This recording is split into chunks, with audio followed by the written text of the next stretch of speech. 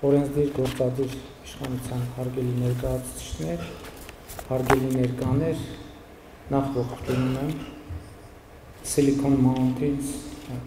տեխնոլոգիական գագաթնաժողով եւ շնորհակալ եմ հրավերի համար եւ ուզում եմ ընդգծել, որ կարևորում եմ այս գագաթնաժողովը եւ նման միջոցառումները այլոց շարքում այդ թվում տեխնոլոգիաների նկատմամբ հանրային վերաբերմունք եւ ընկալում ձևավորելու առումով, որովհետեւ ինչպես աշխարհում, այնպես էլ Հայաստանում տեխնոլոգիաների նկատմամբ վերաբերմունքի ձևավորման փուլ է եւ տեխնոլոգիաների օգտակարության գործակից ավելացնելու ճանապարհին շատ կարեւոր է ճիշտ ընկալում եւ վերաբերմունք ձևավորել հանրության շրջանում տեխնոլոգիաների նկատմամբ եւ դրանց օգտակար գործակիցը հասանելի դարձնել մարդկանց եւ այս առումով ուզում եմ ընդգծել եւ նաեւ այս նպատակով երբ ասում ենք տեխնոլոգիաներ պետք է արձանագրենք որ մենք չենք խոսում ինչ որ աննախադեպ բանի մասին իհարկե յուրաքանչյուր տեխնոլոգիա ինքը աննախադեպ է բայց տեխնոլոգիա երևույթը որպես էություն եւ որպես բովանդակություն քաղաքակրթությանը ուղեկցող մշտական գործընթաց է եւ տեխնոլոգիաների զարգացումն է անընդհատ գործընթաց։ Հիմա մենք խոսում ենք արհեստական բանականության մասին, բայց process-ը ամբողջական հասկանալու համար մենք պետք է օրինակ արձանագրենք, որ գյուղատնտեսությունը ժամանակին, երբ որ մարդը որդեգրում էր գյուղատնտեսություն եւ արդեն սովորում էր բուսաբուծություն, օրինակ, դա տեխնոլոգիա էր։ Չնայած մի քանի հազարամյակների զարգացմանը հիմա գյուղատնտեսությունը զարգացման նոր էջ է բացել իր համար, որովհետև ի հայտ է գալիս արդեն ինտենսիվ գյուղատնտեսությունը, որի մեջ արդեն բազմաթիվ ենթազարգացումներ են տեղի ունենում։ Կրակը եւ տաք կերակուրը դրանք ժամանակին, ինչպես ասում են, cutting edge տեխնոլոգիաներ էին եւ այս առումով համատությունը անտեղի չէ, որովհետև նույն կրակը վերցված է բնությունից ըստ էության, բայց արհեստական բանականությունն էլ գործում է բնության մեջ գոյություն ունեցող եւ գործող օրենքների ադապտացման եւ որդեգրման շնորհիվ։ Եվ սա ուզում եմ ընդգծել ցույց տալու համար, որ տեխնոլոգիաները եղել են կա եւ շարունակելու են մնալ մարդու կյանքը լավացնելու, բարեկեցության աստիճանը բարձրացնելու միջոց եւ այդպեսին եղել են միշտ, չնայած մենք հիմա ասում ենք, որ տեխնոլոգիաները բերում են մարտահրավերներ եւ սպառնալիքներ, բայց այս երևույթը նույնպես նորություն չէ։ Բոլոր տեխնոլոգիաները իրենց հետ բերել են սպառնալիքներ եւ մարտահրավերներ։ Այսօրվա տեխնոլոգիաների մասին շատ է ասվում, որ եւ դա ճիշտ է, այսինքն ասված որևէ պնդում եւ հանրության շրջանում գոյություն ունեցող որևէ մտահոգություն ես չեմ ուզում հերքել, ուղղակի ուզում եմ ավելացնել։ Ասում եմ, որ այսօրվա տեխնոլոգիաները կարող են մարդուն կախվածության մեջ գցել եւ դա ճիշտ է, բայց սա առաջին տեխնոլոգիան չէ, որ մարդուն կարող է կախվածության մեջ գցել։ Ես ուզում եմ բերել օրինակ դեղագործության օրինակը, որը ժամանակին, երբ որ ինքը ստեղծվում էր, արդեն էլի cutting edge տեխնոլոգիա էր, որը իր հետ բերեց նաև այլ մարտահրավերներ եւ ինչ այլոց այդ մարտահրավերները այսօր, մինչեւ այսօր ոչ միայն առկա են,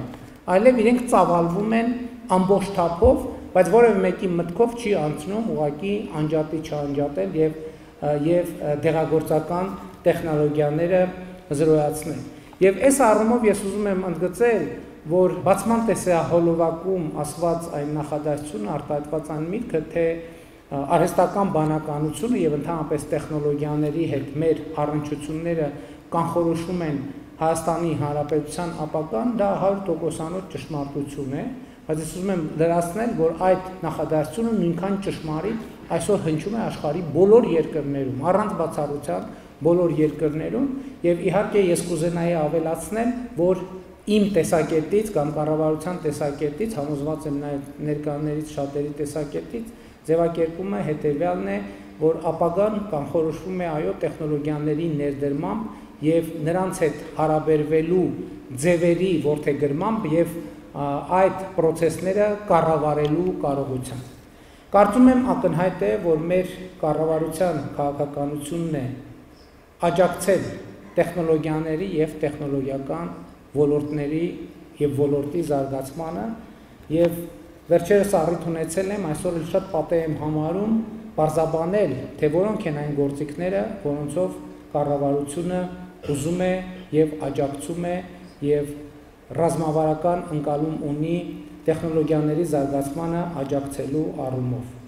Ես կարող եմ հիշատակել առաջին 3 քայլերը, որոնցով մենք պատկերացնում ենք, որ պետք է աջակցենք տեխնոլոգիական ոլորտի զարգացմանը։ Դրանցից առաջինը կրթությունն է, երկրորդը կրթությունն է, երրորդը կրթությունն է։ Հաջորդ քայլերը թվարկելով կարող եմ հիշատակել ենթակառուցվածքները, լավ կարգավորումները, լավ քաղաքականությունները։ Բայց հարց է ծագում, թե ինչ է պետք անել եւ ինչ է պետք ունենալ լավ ենթակառուցվածքներ, կարգավորումներ եւ քաղաքականություններ մշակելու եւ ունենալու համար։ Կարծում եմ այստեղ էլ պատասխանը նույնն է։ 3 բան է անհրաժեշտ՝ կրթություն, կրթություն եւ ելի կրթություն։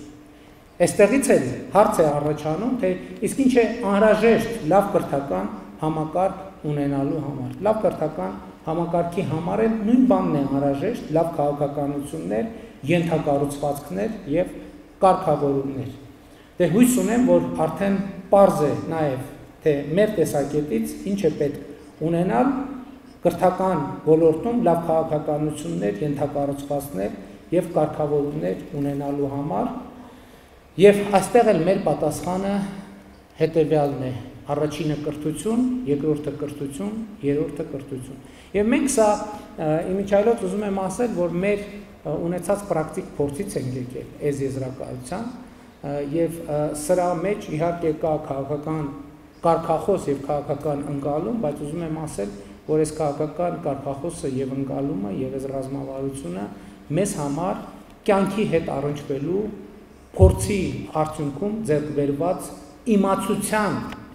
արձանագրում է։ Իհարկե, նման դեպքերում շատերը ասում են եւ փորձում են լրացնել կամ հարցադրում են անում, թե կարծես թե մենք մոռացանք մեկ ուրիշ կարևոր բան եւ խոսքը փողի մասին։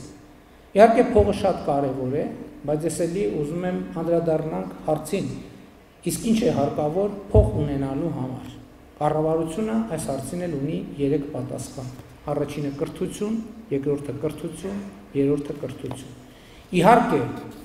դեմ չեմ, գուցե եղել են ժամանակներ, որ այս հարցին կարելի էր ուրիշ 3 պատասխան տալ, օրինակ նավթ, գազ, ոսկի, բայց հիմա նույնիսկ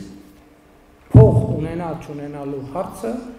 աշխատանք ունենալ չունենալու հարցը, բարեկեցություն ունենալ չունենալու հարցը մեր ընկալմամբ ունի 3 պատասխան. առաջինը կրթություն, երկրորդը կրթություն, երրորդը կրթություն։ Ընդհանրապես, երբ շատ է խոսվում նաև աշխատանքի